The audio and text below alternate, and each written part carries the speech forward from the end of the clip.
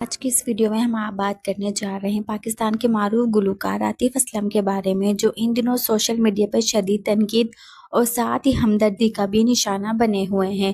2 دن پہلے عاطف اسلم نے اپنے والد کے انتقال کی افسوسناک خبر مداحوں کے ساتھ شیئر کی۔ انہوں نے اپنے والد کی مغفرت کے لیے دعاؤں کی اپیل بھی کی۔ یہ خبر سن کر ان کے مداح بھی انتہائی افسردہ ہو گئے اور ہر کوئی ان کے لیے دعا گو نظر آیا۔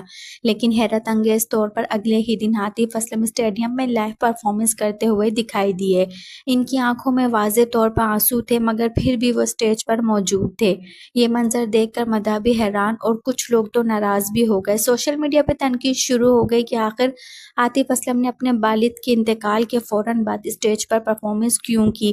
کئی لوگوں نے کہا کہ وہ ایک دن بھی غم میں نہ گزار سکے اور فوراً پیسوں کے لیے پرفارمنس کر ڈالی، لیکن اصل کہانی کچھ اور تھی جو بعد میں سب کے سامنے آئی۔ دراصل عاطف اسلم پہلے ہی اس کنسرٹ کا کنٹریکٹ سائن کر چکے تھے، مگر وہ اچانک اس معاہدے سے پیچھے ہٹ جاتے تو انہیں نہ صرف باہری جرمانہ دینا پڑتا بلکہ کنسرٹ آرگنائزر کو بھی بڑے نقصان کا سامنا کرنا پڑتا۔ یہی وجہ تھی کہ دل میں شدید غم کے باوجود وہ اسٹیج پر جانے پر مجبور ہو گئے۔ کنسرٹ کے دوران بھی مداحوں نے دیکھا کہ عاطف اسلم بار بار جذباتی ہو رہے ہیں۔ ان کی آواز میں بھاری پن اور آنکھوں میں نمی صاف جھلک رہی تھی، لیکن پروفیشنل ذمہ داری پوری کرنے کے لیے انہوں نے خود کو سنبھالا اور مداحوں کو مایوس کیے بغیر پرفارم کیا۔